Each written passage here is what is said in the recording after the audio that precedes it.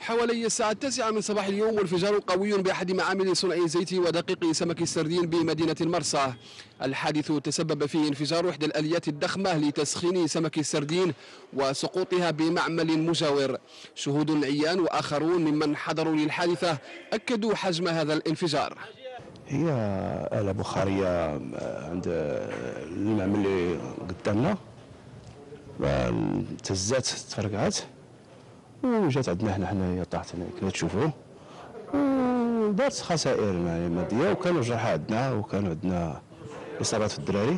شو دايره يسودوا فيها واحد في هذاك تحولت وجات في لوزين الاخر، وجات طاحت في لوزين الاخر راب كلشي، ماتوا هذوك جوج الناس مسكوا، الاخرين كلشي مجارح. اصدقائنا اللي معانا الله يرحمهم ويوسع عليهم ان شاء الله ويجعلهم من جوار النبيين والصديقين.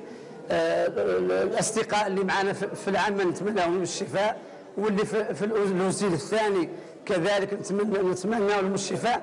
يعني هذه ما نقدر نقولوا عنه ما هو قضاء الله وقدره. حادث الانفجار هذا خلف قتيلين وجرح نحو 13 من عمال أحد المعامل.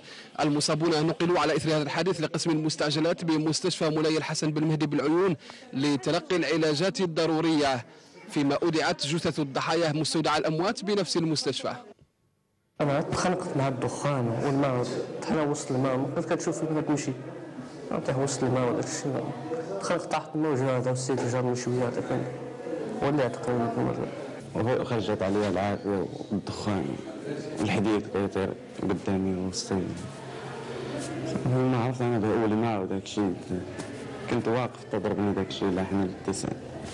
استقبل قسم المستعجلات بمستشفى مولاي الحسن بن مهدي صباح هذا اليوم اثر واحد الانفجار ديال الشوفير بشركه ديال الحوت بمدينه المرسى.